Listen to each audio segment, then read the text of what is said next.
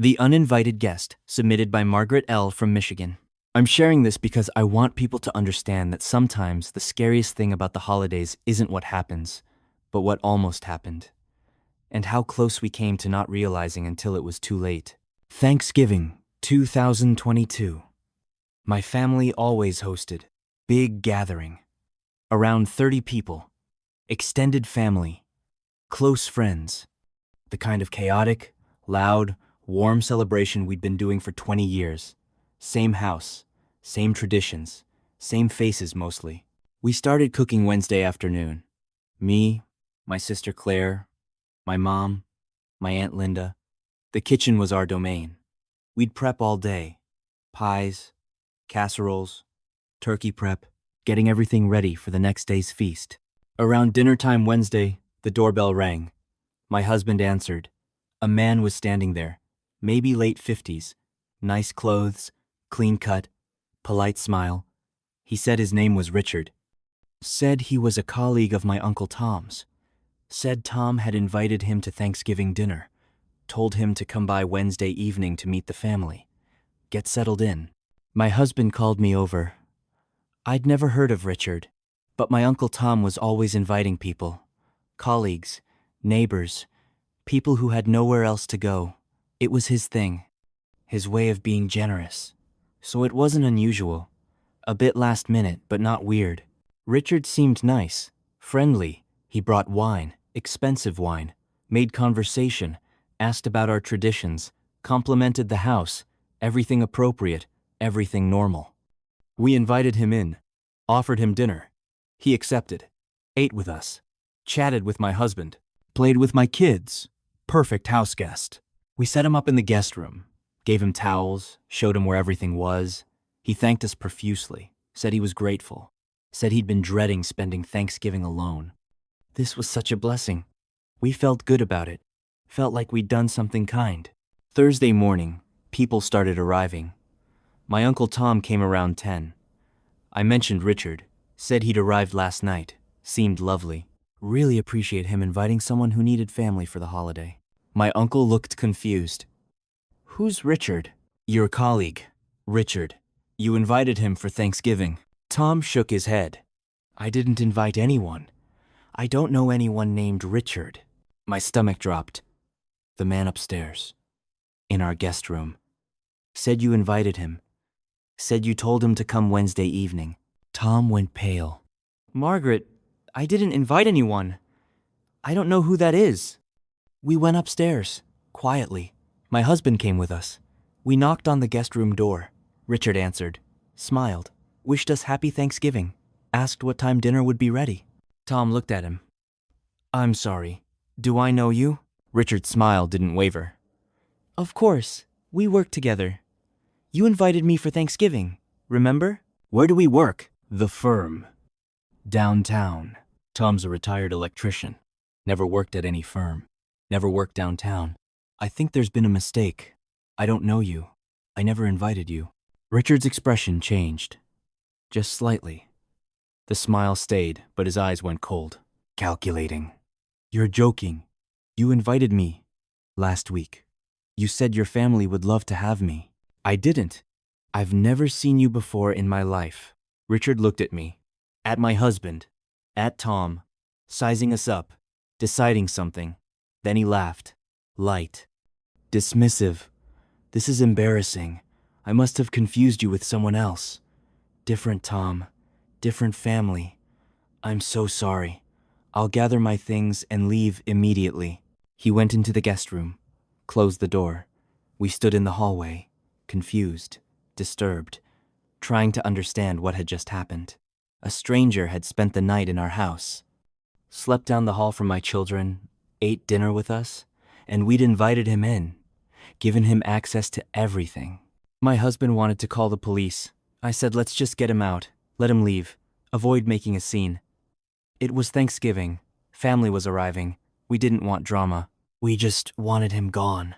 Richard came out 5 minutes later, bag packed, apologetic smile, thanked us for the hospitality, sorry for the confusion, happy Thanksgiving.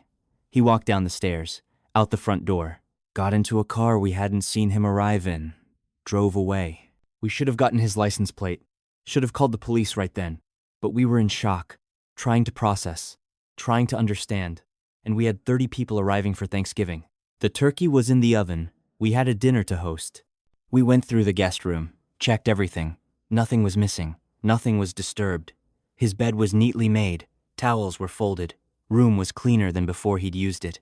Like he'd never been there. Like he was trying to erase his presence. But then Claire checked her purse.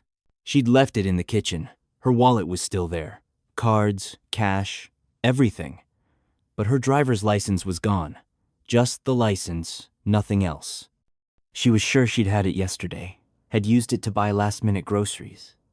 Now, it was gone. We checked everyone's wallets. My mom's license was gone. My aunt's, my husband's. 5 driver's licenses total, taken sometime between Wednesday evening and Thursday morning. While we slept, while Richard walked through our house, looking at our IDs, selecting which ones to take. Why? We didn't know. Now we called the police, reported what happened, described Richard, the car, everything we could remember. They took a report, said they'd investigate, asked if we'd let him into the house voluntarily. We said yes. That complicated things. No breaking and entering, no forced entry. We'd invited him in, given him permission to be there. They checked the name Richard gave us. No record. Probably fake. Checked the description against known offenders. Lots of matches. Couldn't narrow it down without more information. Did we have security cameras? We didn't. Any photos? We hadn't thought to take any. Why would we photograph a guest? The officer said we were lucky. Said this was a known scam. People target homes during holidays, claim to be invited, claim to know someone in the family. Polite, well-dressed, bringing gifts, playing the perfect guest, getting invited inside. Then they steal. Identity information mostly, sometimes jewelry, cash, small valuables that won't be missed immediately. But sometimes it's worse. Sometimes they're casing the house, learning layouts, security systems, when people are home, when they're not, planning to come back later, when the family's not there, or when they're asleep, vulnerable. The officer said Richard staying overnight was unusual, risky. Most people doing this scam stay for an hour, maybe dinner, then leave. But overnight? That suggested planning, confidence, or something worse, something we didn't want to think about. He said the driver's licenses were concerning. Identity theft, obviously, but also insurance fraud, medical fraud, creating fake IDs, selling them, or worse, using them himself. To become us, to access our lives, our accounts, our identities. We canceled Thanksgiving, sent everyone home, called the credit bureaus, froze our credit, changed locks, installed security cameras, spent the weekend terrified, checking our accounts, looking for suspicious activity, jumping at every sound, wondering what Richard had really been doing in our house, what he'd seen, what he'd learned, what he was planning. Days passed. Nothing happened. No fraudulent charges, no stolen identity, no break-ins, nothing. Just 5 missing driver's licenses and the memory of a stranger sleeping down the hall from my children. But then my sister got a letter, mailed to her house, no return address. Inside was her driver's license. Just the license. Nothing else. No note. No explanation. Just her license that Richard had stolen. Returned. Why? We didn't know. Over the next week, the other licenses came back. Same way. Mailed to our homes. No explanation, just returned. Like Richard was taunting us, showing us he knew where we lived, where we all lived, that he could reach us any time, send us things, or worse. We reported it to the police. They said it was weird, but not necessarily illegal. He'd returned the stolen items. Hard to prosecute when nothing was permanently taken. Still no leads on identifying him. Still no evidence of other crimes. Just a strange man who'd conned his way into our home and stolen things only to return them later. My husband thinks Richard was planning something worse, something violent, but got spooked when Tom didn't recognize him, realized we'd figure it out, decided to cut his losses, take the IDs as trophies, then return them to mess with us, to remind us how vulnerable we'd been, how easily he'd fooled us. I think Richard does this regularly. Targets families during holidays. When people are distracted, trusting, wanting to be generous, he shows up, well-dressed, polite, claims to be invited, gets let in, spends time learning about the family, taking what he wants, then disappears. And most families probably never realize, never question it, never think the nice colleague or friend of a friend was actually a predator studying them. We were lucky. Lucky Tom arrived when he did.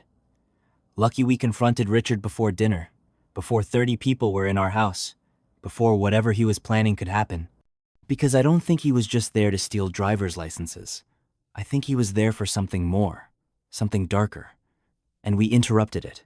I installed a doorbell camera after that, security system, changed our phone number, made it unlisted, taught my kids to never tell strangers our last name, where we live, where they go to school, anything about our family, even polite-seeming adults, especially polite-seeming adults, because Richard was polite, was well-dressed, was charming, brought expensive wine, played with my children, complimented my cooking, did everything right, everything that made us trust him.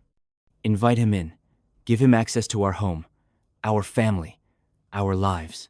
And he was a complete stranger, a predator, someone who'd done this before, would do it again, who knew exactly how to exploit holiday generosity, holiday chaos, holiday trust.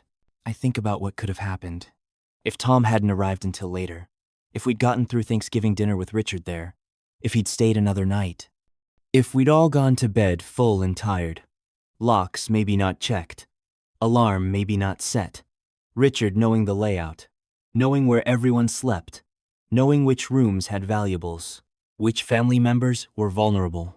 I think about my children, 6 and 8 years old, down the hall from a stranger, a predator, someone who'd lied and manipulated to get into our house, to get close to them, who'd taken our IDs, learned our names, our addresses, our lives. And I think about how easily it happened, how naturally, how we didn't question it, because Uncle Tom invites people, because Thanksgiving is about generosity, because someone showing up claiming to be invited, bringing wine, being polite, that's not suspicious. That's normal. That's expected. Richard knew that, counted on it, used our own traditions against us, our own kindness, our own holiday spirit, and it worked. He got exactly what he wanted. Access, information, whatever else he took that we still don't know about. Every Thanksgiving since, I count heads. I verify every guest. I ask who invited them. I check with that person. I don't assume. I don't trust. I don't let holiday chaos make me careless. Because Richard taught me that predators look normal, sound normal, act normal, until they don't, until it's too late. Until you realize the person eating at your table, sleeping in your guest room, playing with your children, is someone who should never have been let inside.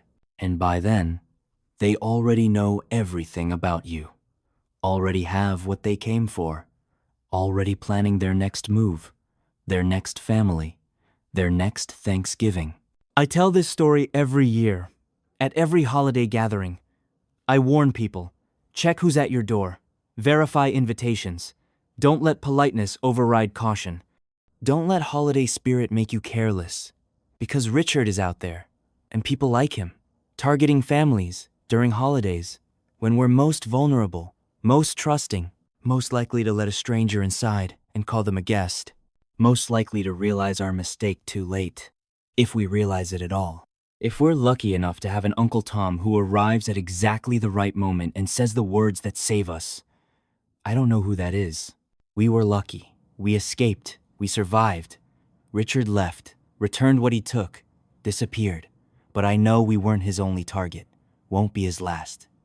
And somewhere right now, a family is answering their door, seeing a well-dressed, polite man holding wine, hearing him say he was invited, believing him, letting him inside, and not knowing they just invited a predator to their holiday table, not knowing until it's too late, if they ever know at all. if they're ever lucky enough to figure it out before whatever Richard is planning finally happens.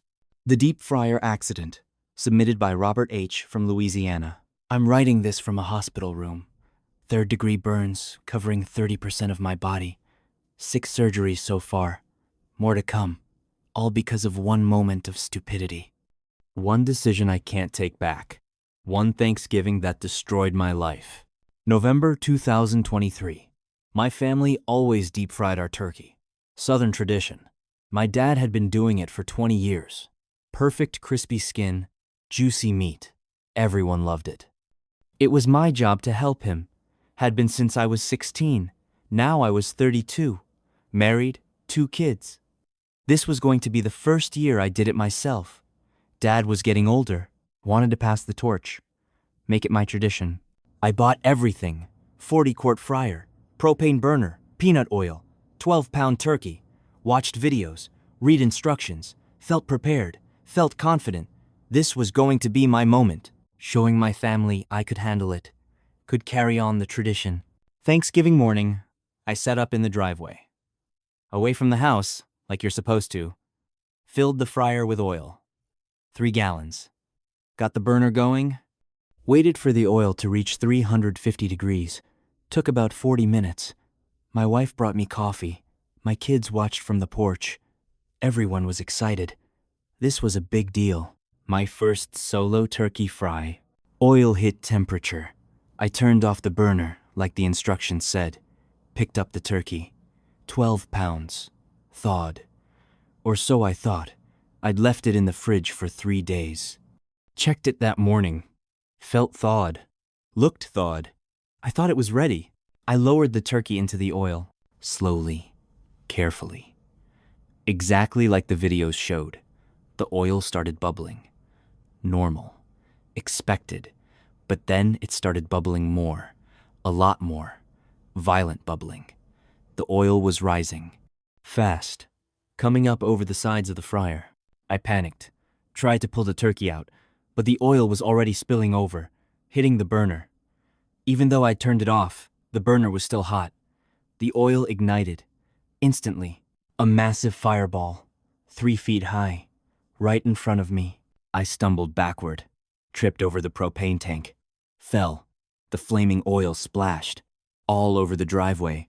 All over me. My pants. My shirt. My arms. I was on fire. Actually on fire. Burning. Screaming. My wife ran inside. Got the fire extinguisher. My neighbor heard the screaming. Came running. Started spraying me. The flames went out, but the damage was done. My skin was black. Blistered. Peeling. I was in shock.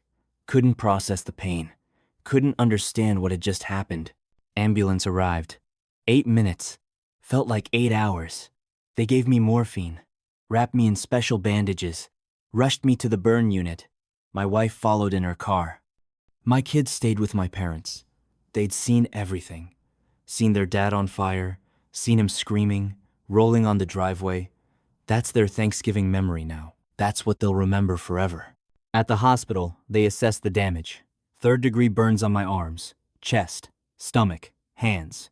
30% of my body. They started fluid resuscitation. Prevent shock. Prevent organ failure.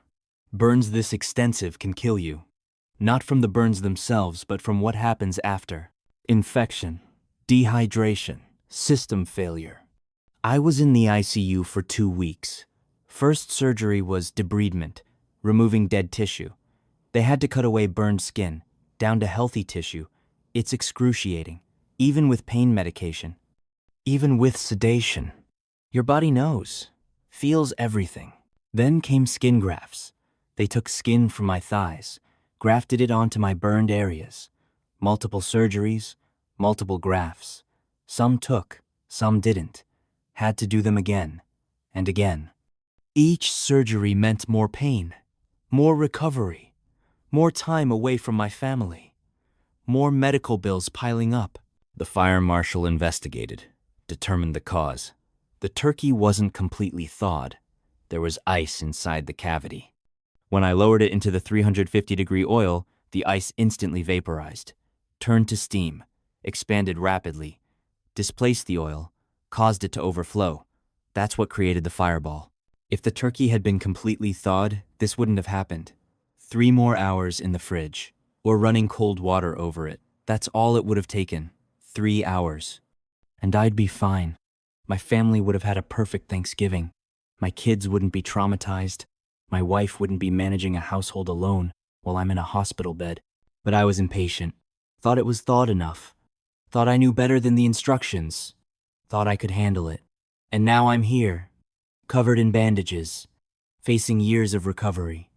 Permanent scarring, possible nerve damage, reduced mobility in my hands. All because I didn't wait 3 more hours. The medical bills are insane. Over $400,000 so far. Insurance covers most of it, but not everything. We've hit our out-of-pocket maximum. Twice. We'll probably hit it again next year. Physical therapy, occupational therapy, scar treatment, psychological counseling for me and my kids. It adds up. Keeps adding up. I can't work. I'm a carpenter. Use my hands constantly. Right now I can barely hold a cup. Can't grip tools. Can't lift anything heavy. Can't be on my feet for long periods. My employer has been understanding. Held my position. But there's only so long they can wait. Only so long before they need to replace me. Need someone who can actually do the job. My wife had to quit her part-time job. Someone needs to drive me to appointments. Help me with bandage changes. Manage my medication. Take care of the kids. Handle everything I used to handle. She's exhausted. Stressed. We're both struggling. Our marriage is struggling. This kind of trauma doesn't just affect the injured person. It affects everyone. My kids are in therapy. They have nightmares. My daughter won't go near the kitchen when we're cooking. Afraid of fire. Afraid of hot things. Afraid something else will happen. My son asks when I'll look normal again. When the scars will go away. I don't have an answer. The scars are permanent. I'll never look the way I did. Never feel the way I did. This is my life now. Thanksgiving is ruined for us. Can't celebrate it anymore. Can't even think about it without everyone remembering. Remembering the screaming, the fire, the ambulance. We tried to do something small this year. Ordered takeout. Tried to make it feel normal. But it wasn't. It'll never be normal again. My dad blames himself. Says he should have been there. Should have supervised. Should have checked the turkey. But it wasn't his fault. It was mine. I was the one who was impatient. Who didn't follow instructions. Who thought I knew better. This is on me, all of it. The worst part is knowing how preventable it was. Deep fryer accidents happen every Thanksgiving. Hundreds of them. House fires, injuries, deaths. Every year the fire department warns people. Every year the news runs stories. Every year people think it won't happen to them. They've done it before. They know what they're doing. They'll be careful. I thought the same thing. Watched the videos. Read the instructions. Had all the right equipment. But I made one mistake. One judgment call. One moment of thinking I knew better. And it nearly killed me. Did kill the life I had. The person I was. The future I was planning. I'm sharing this because Thanksgiving is coming again. People will be deep frying turkeys. Some will make the same mistake I made. Will think their turkey is thawed enough. Will be impatient.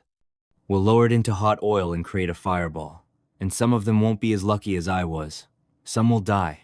Will burn their houses down. Will hurt their families, their children. If you're going to deep fry a turkey, please listen. Follow every instruction exactly. Don't skip steps. Don't rush. Don't assume. Make sure the turkey is completely thawed. No ice anywhere. Use the right amount of oil. Never more than the fill line.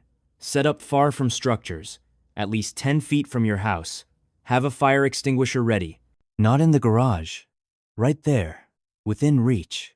Turn off the burner before lowering the turkey. Keep kids and pets away. Don't drink before or during frying. Stay with the fryer the entire time. Don't leave it unattended. Not for a minute. Not to grab something inside. Not to check on guests. Stay there. Watch it. Be ready. And if something goes wrong, if the oil starts overflowing, don't try to save it. Don't try to pull the turkey out. Just run. Get away. Let it burn. Let the whole thing burn. Your life is worth more than a turkey. Your family is worth more than Thanksgiving dinner. I tried to save it, tried to pull the turkey out. That's when the oil splashed on me. If I'd just run, just gotten away, I might have some burns on my legs. Maybe my feet. But not my hands, not my arms, not my chest. I'd be recovering, not ruined. But I didn't run. I tried to fix it, tried to salvage the turkey, the dinner, the tradition, and now I'm paying for it. Will pay for it the rest of my life. Every time I look in the mirror, every time I try to button a shirt, every time my daughter flinches when I turn on the stove, every Thanksgiving that comes and goes without celebration, without joy, without the life we used to have. Turkey fryer accidents destroy lives. Not just the person who gets burned. Everyone. The whole family. The trauma spreads. The consequences multiply. The regrets compound. And all because someone wanted crispy skin on their turkey. Wanted to impress their family. Wanted to continue a tradition. It's not worth it. Trust me. I'm living proof. The turkey isn't worth it. The tradition isn't worth it. Nothing is worth this. Nothing is worth the pain. The surgeries. The scars. The trauma. The destroyed family. The lost life. If you want deep-fried turkey, buy it from a professional, from a restaurant, from someone with commercial equipment and training. Don't do it yourself. Don't risk it. Don't become another statistic, another story, another family destroyed by a preventable accident. I thought I was prepared, thought I knew what I was doing, thought it couldn't happen to me. I was wrong, so wrong. And now I'm here, in a hospital room, writing this, hoping someone reads it, hoping someone listens, hoping I can prevent what happened to me from happening to someone else. Don't deep fry your turkey. Please. Just don't. The risk isn't worth it. The tradition isn't worth it. Your life is worth more. Your family is worth more. Your future is worth more than one meal, one day, one moment of wanting to impress people with a perfectly fried turkey. Learn from my mistake. Learn from my pain. Learn from the year my family lost. The Thanksgivings we'll never enjoy again. The life we'll never get back. All because I didn't wait 3 more hours. All because I thought I knew better. All because I was impatient. Don't be me. Don't make my mistake. Don't let one moment of poor judgment destroy everything you have, everything you are, everything you could be. Just buy a roasted turkey. From the grocery store, from a restaurant, anywhere. It'll taste fine. Your family will be happy, and you'll be there to enjoy it. Whole, healthy, unscarred, alive. That's what matters. Not the turkey, not the tradition, not the perfect crispy skin. Just being there, being whole, being able to hug your kids without them being afraid, being able to celebrate without everyone remembering the year Dad caught on fire, the year everything changed, the year Thanksgiving died. Please, learn from me. Don't deep fry your turkey. It's not worth it. Nothing is worth what I've lost, what my family has lost, what we'll never get back. Happy Thanksgiving. Stay safe, stay whole, stay alive. That's all that matters. The Road Trip Home. Submitted by Jennifer W. from Colorado. I'm sharing this because every Thanksgiving, millions of people drive home to see family, and most of them make it safely, but some don't. And the ones who don't, their families are left with empty chairs at the dinner table and questions that will never be answered. Thanksgiving 2023. My daughter Melissa was a sophomore at University of Washington, Seattle. We live in Denver. She'd driven home for Thanksgiving freshman year without issues. 10-hour drive, long but manageable. She was a good driver, responsible, always texted when she stopped for gas. When she was getting close, kept us updated. She left Seattle Wednesday morning around 8, planned to drive straight through. Arrive Wednesday evening, have all day Thursday to help cook, spend time with family. Her younger brother was excited to see her. I'd planned her favorite meals, made up her room. Everything was ready. We were just waiting for her to get home. She texted around noon, stopped for lunch, halfway there. Love you guys. Normal check-in, nothing concerning. I texted back, told her to drive safe, can't wait to see her. She sent a heart emoji. That was the last message I ever got from my daughter. Hours passed. I expected another text around 3, when she'd need gas again, maybe a bathroom break, but nothing came. I texted her. Everything okay? Getting close? No response. I waited, gave her time. Maybe she was in an area with no service. Happens on that route. Dead zones through the mountains, long stretches of nothing. By 5, I was worried. Called her, went straight to voicemail. Called again. Same thing. Her phone was off, or dead, or something. I tried not to panic. Told myself there was an explanation. Maybe her phone died. Maybe she forgot her charger. She'd arrive soon, walk through the door, apologize for scaring us. Everything would be fine. 6 o'clock. No, Melissa. I called the highway patrol, asked if there were any accidents on Interstate 70 between Utah and Colorado. They said they'd check. Called back 10 minutes later. There'd been an accident, around 2:30 that afternoon, near Vail, single vehicle. They couldn't confirm details over the phone. Suggested I come to the hospital. St. Anthony's in Denver. That's where the patient had been airlifted. My husband drove. I sat in the passenger seat, shaking, praying, begging God to let my daughter be okay. Let it be someone else's daughter, someone else's family. Not mine. Not Melissa. Not my smart, beautiful, careful girl who was just trying to come home for Thanksgiving. At the hospital, they took us to a private room. A doctor came in. Young woman. She looked tired, sad. She sat down, asked if we were Melissa's parents. We said yes. She took a breath, said she was sorry. Melissa had been in a severe accident, single vehicle rollover. She wasn't wearing a seatbelt, was ejected from the vehicle, suffered catastrophic injuries.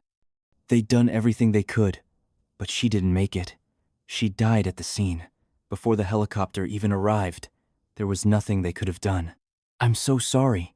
I'm so sorry. I couldn't breathe, couldn't process, couldn't understand what she was saying. Melissa was dead. My daughter was dead. The girl who'd texted me 5 hours ago, who'd sent a heart emoji, who was supposed to walk through our door. Hug her brother. Help me make stuffing. She was gone? Just gone? How is that possible? They let us see her. In the morgue. She didn't look like Melissa. Her face was wrong. Swollen. Bruised. Broken. I touched her hand. It was cold. So cold. This wasn't my daughter. Couldn't be. My daughter was warm. Alive. Driving home. Any minute now, she'd text. She'd call. This was a mistake. A terrible mistake. But it wasn't a mistake. The highway patrol confirmed it. Her car, her license plate, her ID found at the scene. Melissa had been driving on Interstate 70, mountain pass, icy conditions. She'd taken a curve too fast, lost control. Vehicle rolled multiple times down an embankment. She was ejected through the sunroof, died on impact. Instant, she didn't suffer. That's what they kept saying. She didn't suffer. Like that made it better. Like that changed anything. The investigation revealed details I wish I didn't know. She hadn't been wearing her seatbelt. Don't know why. She always wore it. Always. But the evidence was clear. No belt marks. No restraint injuries. She'd been unbuckled when the car rolled. That's why she was ejected. That's why she died. Her phone was found in the car. Dead battery. That's why she hadn't responded. Why her phone went straight to voicemail. It had died sometime after her last text. She'd been driving with a dead phone. No way to call for help, no way to tell us she was in trouble. Just alone, on that mountain road. Taking a curve too fast. Losing control. Dying. Witnesses said the road was icy. Black ice. You can't see it. Can't prepare for it. You're driving normal speed and suddenly your car is sliding. Spinning. Out of control. That's what happened to Melissa. She hit black ice. Lost control. And because she wasn't wearing a seatbelt, because her phone was dead, Because she was alone, she died. On her way home for Thanksgiving, trying to get to us, trying to be with her family, we had to tell her brother. He was 15, waiting at home for his sister, expecting her to walk through the door. Instead, we walked in alone, sat him down, told him his sister was dead, watched his face change, watched him break, watched him become someone different, someone who'd lost his sister, who'd never see her again, never talk to her, never have another Thanksgiving with her. Because she tried to come home and didn't make it. Thanksgiving the next day was silent. We didn't cook, didn't eat, just sat, numb, in shock, trying to understand how this was real, how yesterday we had a daughter, had a family of 4, had plans for the holiday, and now we had an empty chair, had a body in a morgue, had a future that would never include Melissa, never include watching her graduate, get married, have kids, grow old. All of that was gone, erased in a split second on an icy mountain road. The funeral was the following week. Hundreds of people came, friends from high school, friends from college, professors, coaches, people whose lives she'd touched, everyone crying, everyone saying how sorry they were, how unfair it was, how she had so much potential, so much life ahead of her. All of it gone. I couldn't listen to it, couldn't accept the sympathy, couldn't process that everyone was talking about my daughter in past tense, was, had, used to be, like she was already a memory, already history, when just days ago she was alive, texting me, sending heart emojis, planning to come home. The what-ifs destroy me. What if she'd worn her seatbelt? What if she'd charged her phone? What if she'd left an hour later? An hour earlier? What if she'd taken a different route? Flown instead of driving? Stayed in Seattle? What if we'd told her not to come home? That it was too far, too dangerous, too risky? What if we'd saved her by telling her to stay away? But we didn't. We wanted her home, wanted our family together, wanted Thanksgiving to be complete. And that desire killed her, made her get in a car, drive 10 hours through mountains in November, hit black ice, die alone on the side of a road, all so we could have Thanksgiving dinner together. Her room is still the same. I can't change it. I can't pack up her things. Can't accept that she's not coming back. Sometimes I text her number, just to see her name. To pretend she's still reachable, still exists somewhere, still might text back. She doesn't. The messages just sit there. Delivered, read, but never answered. Because there's no one to answer, no one to read them. Just a dead phone belonging to a dead girl. My son doesn't celebrate Thanksgiving anymore. Can't. It's the anniversary of losing his sister, the day before she died, the day everything changed. He spends it alone in his room, won't eat, won't talk, just sits there, grieving, again, every year, for the rest of his life. Thanksgiving will be the day his sister died trying to come home. My husband and I go through the motions, make a small dinner, eat in silence, try to be grateful, try to remember what Thanksgiving was like before, when our family was complete. When we didn't know how quickly everything could end, how fragile life is, how a 10-hour drive can become a death sentence, how wanting your daughter home for the holidays can cost her everything. I'm sharing this because Thanksgiving is the deadliest travel holiday. More fatal car accidents than any other time of year. Weather, traffic, tired drivers, people rushing to get home, to be with family, to make it in time for dinner. And some of them don't make it. Some of them die trying, become statistics, become cautionary tales, become empty chairs at dinner tables. If you're driving for Thanksgiving, please be careful. Wear your seatbelt every time, every mile, no exceptions. Charge your phone, keep it charged. Have a backup charger in your car. Check weather conditions. If it's dangerous, wait, delay your trip, miss dinner. It's not worth your life. It's not worth becoming another family's tragedy, another parent's nightmare, another empty chair. And if your kids are driving home, if you're expecting them to make long trips in dangerous conditions, think about what you're asking. Think about whether having them at dinner is worth the risk. Worth them driving through mountains in winter, through weather, through darkness. Maybe tell them to fly, or stay where they are, or come a different weekend, when it's safer, when the roads are clear, when they're not one of millions of people all driving at the same time, all rushing, all tired, all trying to make it home, because Melissa didn't make it home. She's in a cemetery now. That's where she spent Thanksgiving, where she'll spend every Thanksgiving, while her brother grieves, while we sit at a table with an empty chair, while we remember what it was like to have a complete family, before we asked our daughter to drive 10 hours in November, before black ice, before the accident, before everything ended on a mountain road and we had to learn to live without her. I'd give anything to have told her to stay in Seattle, to have said Thanksgiving doesn't matter. Your safety matters. Your life matters. More than dinner. More than tradition.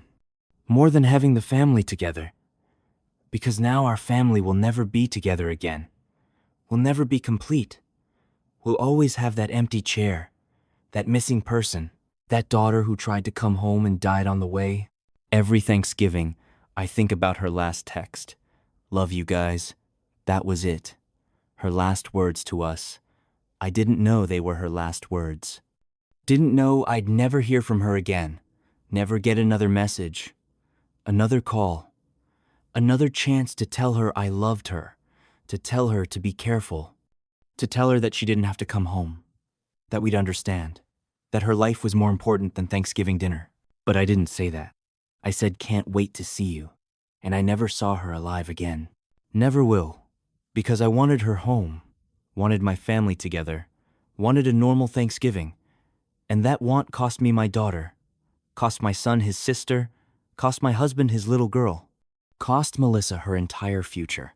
All because we couldn't imagine a Thanksgiving without her. And now, we have to imagine every Thanksgiving without her. Forever. Please don't let that be your family. Don't let wanting someone at dinner cost them their life. Don't let tradition become tragedy. Don't let the holiday season become the anniversary of the worst day of your life. Because that's what it is for us. That's what Thanksgiving means now. Loss, grief, an empty chair that will never be filled. A daughter who died trying to come home, who loved us enough to drive 10 hours, who paid for that love with her life, and will carry that forever. The knowledge that she died coming to us, that if we'd told her to stay away, she'd be alive. That our desire for family togetherness killed her. That's what we live with. Every Thanksgiving, every holiday, every day. The crushing weight of knowing our daughter died because she was trying to come home. Because we wanted her there. Because we couldn't imagine the holiday without her. Now we don't have to imagine. We know. We live it. Every year. Every empty chair. Every silent meal. Every moment we remember what we had and what we lost. What was taken on an icy mountain road? What will never come back, never be restored, never be the same? That's our Thanksgiving now. And it could be yours, if you're not careful, if you don't take precautions, if you ask people to drive when they shouldn't, if you value tradition over safety, if you want family together no matter the cost. The cost might be everything, might be someone's life, might be an empty chair and a lifetime of regret and a holiday that becomes an anniversary of loss instead of a celebration of gratitude. We learn that the hardest way possible. Please learn from us instead. Please keep your family safe. Please don't let wanting them home cost you everything. Because once they're gone forever. And all the Thanksgivings in the world won't bring them back, won't fill that chair, won't undo that loss, won't give you another chance to say what matters most. I love you. Stay safe. Don't come if it's dangerous. You're more important than dinner. More important than tradition. More important than being together for one day. You're everything. And losing you would destroy everything. Would end everything. Would make every Thanksgiving a reminder of what we lost instead of a celebration of what we have. That's our life now. That's what Melissa's death cost us. Everything. And we'd give anything, everything, to have her back. To have told her to stay in Seattle. To have one more Thanksgiving with our family complete. with both our kids at the table, with no empty chair, with no grief, with no regret, with just love and gratitude and the blessing of having everyone we love still alive, still safe, still with us. That's all that matters. Not the turkey, not the traditions, not the perfect family gathering, just everyone alive, everyone safe, everyone able to have another Thanksgiving next year, and the year after, and forever. That's what I wish for you, what I beg you to prioritize, what I need you to understand matters more than anything else. Keep your family safe. Keep them alive. Let them skip Thanksgiving if they need to. Let them come late. Come another weekend. Or not at all. Just let them stay safe. Let them stay alive. Let them have futures. Let them have lives. Let them have more Thanksgivings to come, more holidays to celebrate, more time with the people they love. That's what Melissa doesn't have. What we don't have with her. What was stolen on a mountain road one Wednesday afternoon when she was just trying to come home, just trying to be with family, just trying to celebrate Thanksgiving. And it cost her everything. Cost us everything. Left us with an empty chair and broken hearts and a holiday we'll never celebrate the same way again. Don't let that be your story. Please, drive safely. Or don't drive at all. But whatever you do, come home alive. That's all that matters. That's all any of us should want. Not a perfect Thanksgiving, not a complete family dinner, just everyone alive, everyone safe, everyone able to have another chance, another holiday, another year. Because Melissa doesn't get another chance, and we don't get her back, and that's something we'll carry forever. Every Thanksgiving, every empty chair, every moment we remember what we lost, what we'll never have again, what ended on a road in the mountains when our daughter was just trying to come home. The carbon monoxide, submitted by Richard T. from Illinois. I'm writing this from a rehabilitation center. Learning to walk again, learning to think clearly, learning to live with permanent brain damage, all because of something invisible. Something we didn't know was killing us. Something that turned our Thanksgiving into a nightmare that almost ended with all of us dead. Thanksgiving 2024. My wife and I hosted at our house. First time in our new home. We'd moved in September. Beautiful old Victorian. Built in 1895. Character. History. Everything we'd wanted. We were excited to show it off. Have family over. Start new traditions in our new space. The house had original features. Hardwood floors, crown molding, a fireplace in every room, central heating that had been added in the 1950s, old radiator system. It worked but was inefficient. The house was always a bit cold, drafty. We supplemented with space heaters, with the fireplaces, made it cozy, warm, perfect for a Thanksgiving gathering. Wednesday night, the temperature dropped. Unseasonably cold, low 20s. The heating system was struggling, couldn't keep up.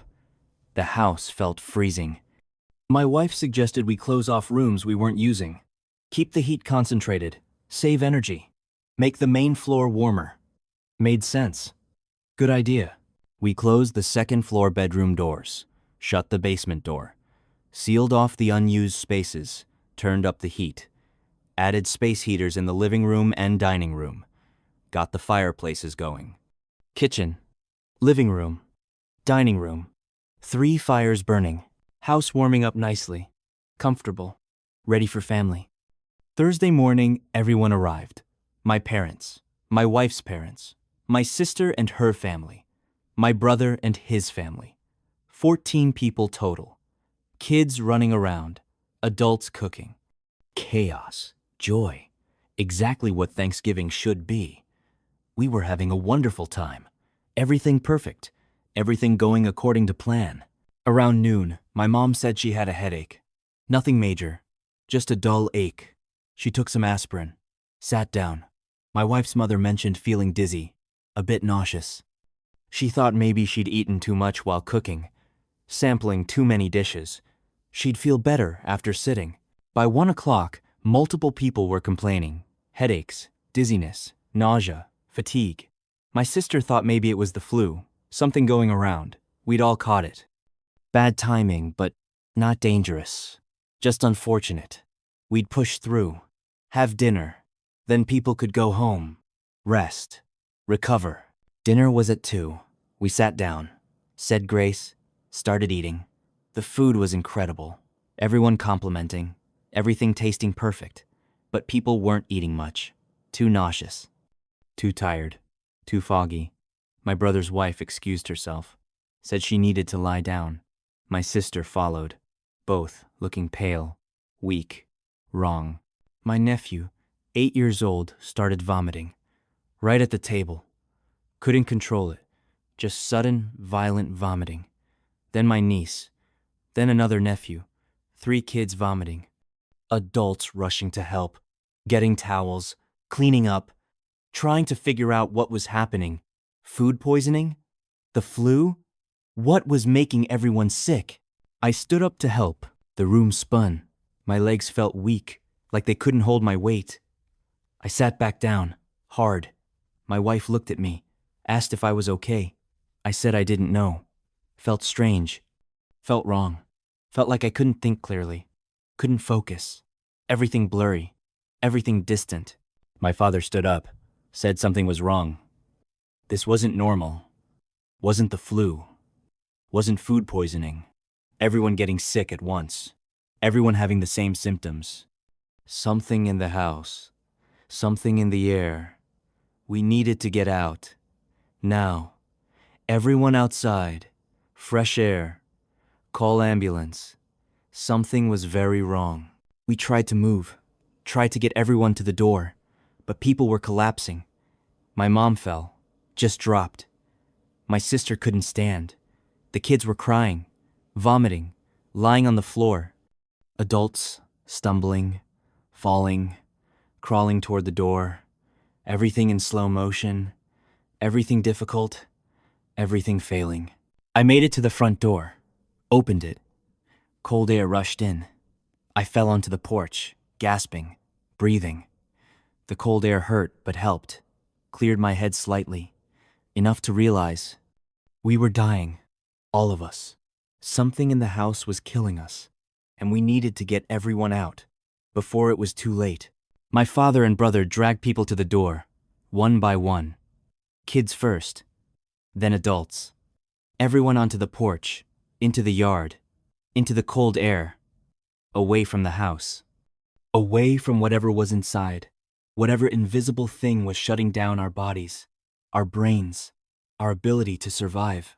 Someone called 911. Ambulances came, fire trucks, police, EMTs checking everyone, giving oxygen, loading people into ambulances. 14 people, all sick, all poisoned, all nearly dead from something they couldn't see, couldn't smell, couldn't taste. Something silent and invisible and absolutely deadly. At the hospital, they tested blood, found the answer. Carbon monoxide poisoning. Severe. Life-threatening levels. All 14 of us. Different degrees depending on time in the house. Location. Activity level. But everyone poisoned. Everyone exposed to lethal levels of carbon monoxide. Everyone minutes from death when we'd evacuated.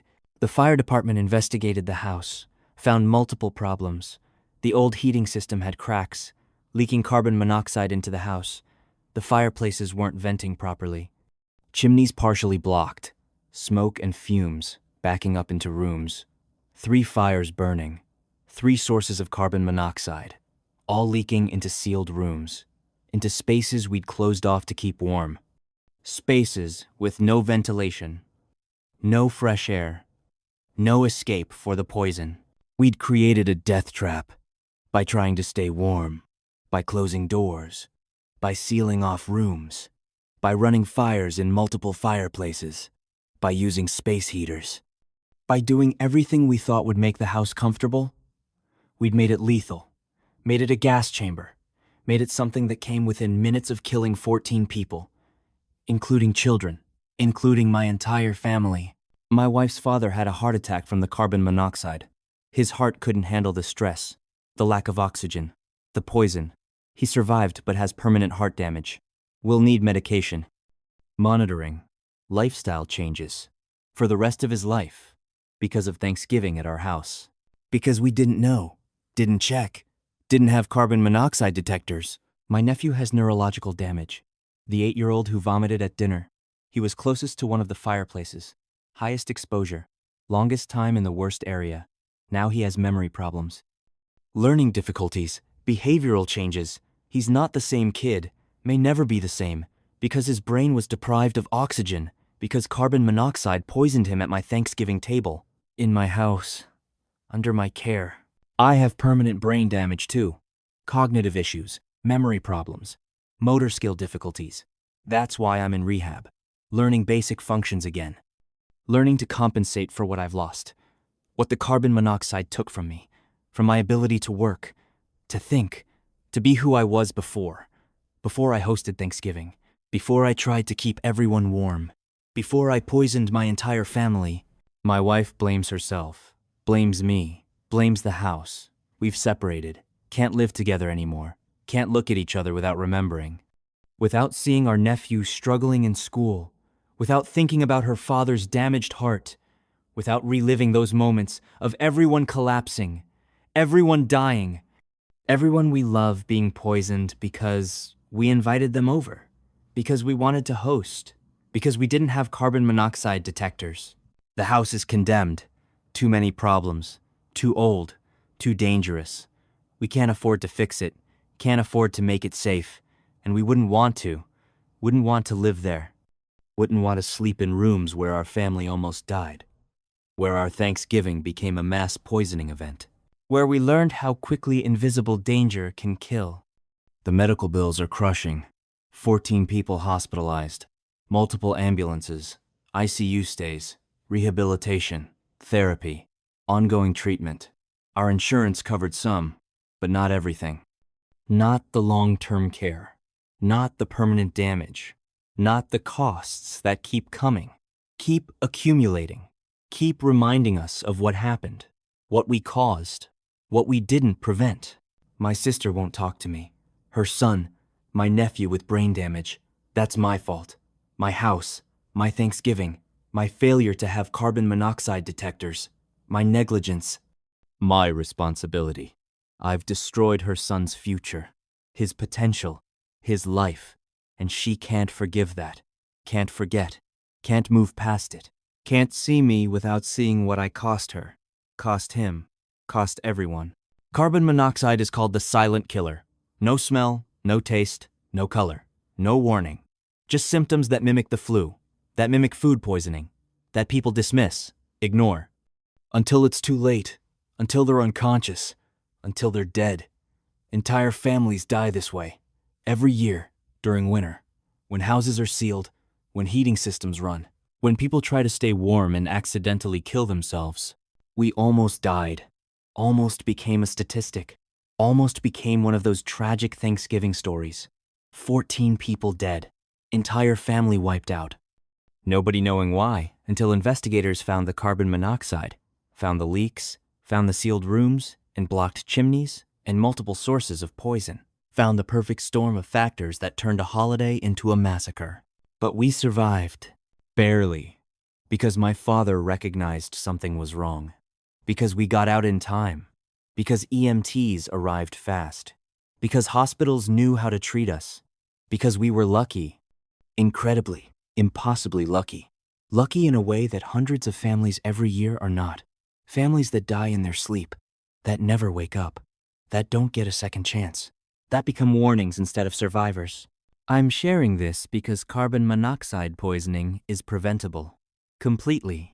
Easily. With detectors. Cheap detectors. $20 at any hardware store. Install them on every floor. Outside bedrooms.